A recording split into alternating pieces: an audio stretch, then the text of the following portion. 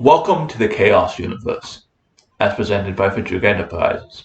This, as you can tell by the title, is my Star Wars What If. It is written by me and edited by Dan. So, back in the 1990s, before Episode 1 ever hit the theater, there was a concept called Star Wars Infinities. These were basically what-if storylines where a slight twist can totally change the story. That the thread through all of them, in my opinion, is the universe of Star Wars has a will of its own. This probably is the will of the Force that wants to bounce between sides. This is why all the Infinities comic books lead to a hopeful ending, even if that hope is Yoda crashing the Death Star into Imperial Center. Yeah, that happens. So with the idea that the Force wants certain things to happen, and after watching StevDes' What If Anakin Didn't Kill Count Dooku, got me to thinking on what could be changed realistically and still be reasonable in Attack of the Clones. Or to be more accurate, would change things between Attack of the Clones and Revenge of the Sith. As someone with a true best friend, I do not typically keep secrets from my best friend. I do not really understand why Anakin kept such a big secret from not only his best friend, but from his mentor Obi Wan. What I present today is what might happen if Anakin Skywalker told Obi Wan Kenobi that he killed all the Tusken Raiders on Tatooine in Attack of the Clones. In order to prepare for this video, I've done research into various things. The first thing I figured out was that Obi-Wan might tell the Jedi Council about Anakin killing the Tusken Raiders. However, Jedi Council tends to banish those that it failed to planets they are not likely to get off, and Obi-Wan cared for Anakin like a brother, so I could not see him doing that. Instead, I surmised that Obi-Wan would probably do one of the two things. The first is that he would keep it a secret from the Council. The second, and the path that we are going to follow today, is that he would take it as a personal failure.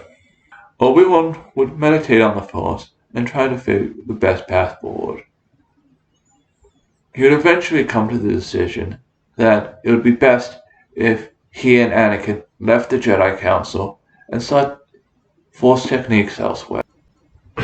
Took you long enough to figure that out, my friend. Perhaps later I will teach you this technique, but I know you can find the right path yourself in this trying time. I will let you to your own research to find the answers. I have faith in you, my friend.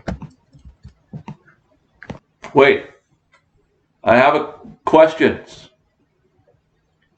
He's gone. So, with approval of his own mentor, Qui-Gon Jinn, Obi-Wan would leave the Order, even with the war starting up. No one knew at this point how the war would eventually turn out. There would be a few people who had very strong feelings about this. Padme would want her marriage to Anakin to be public knowledge now that Anakin was no longer of the Jedi Order. Another person, possibly overlooked by casual viewers, is Mace Windu. Mace didn't trust the prophecy and didn't trust Anakin from the day they met. He would want both Obi-Wan and Anakin banished somewhere where they would not return from. But I believe that either due to Palpatine stepping in and or the other members of the Jedi Council, that would not happen. With Anakin and Obi-Wan no longer a part of the Order, Palpatine would have more access to Anakin and be able to even more effectively twist his mind. This is why I see Palpatine rigging the war that the Republic is primed to use, all while convincing Anakin to join an elite squad of commandos handpicked from the best of either the judicial members, the Outland Sector's Navy, or other non-clone regiments. Palpatine would be playing a long game and would know all the orders that the clones are programmed with. Where his elite squad, in Anakin's view, the Republic would be ineffective at dealing with the Separatists, where his elite squad would always succeed, mainly because the whole world is being played by a single puppet man. Hence, this would be easy to do. It would be simple for Palpatine to propagate that Anakin is winning the war so easily because he is the chosen one, and using the prophecy to cover his own machination. As mentioned earlier, other Force techniques and Force users would be contacted.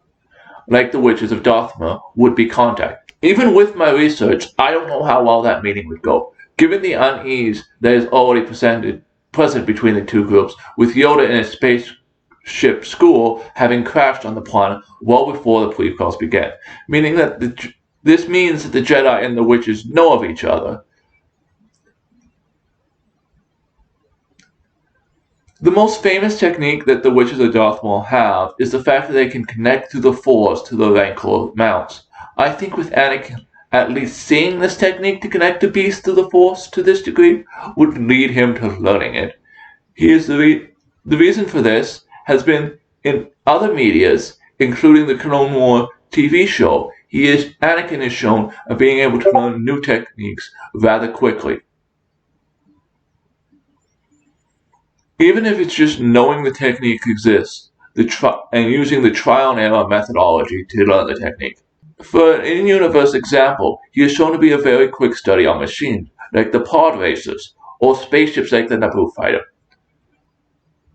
So, Anakin leading an elite squad of commandos who can do what others can't, can get into places where others cannot, and is separate from the Jedi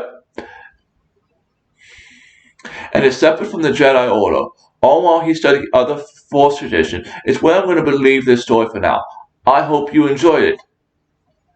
And do all the YouTube things. Comment, like, subscribe, and have a great day.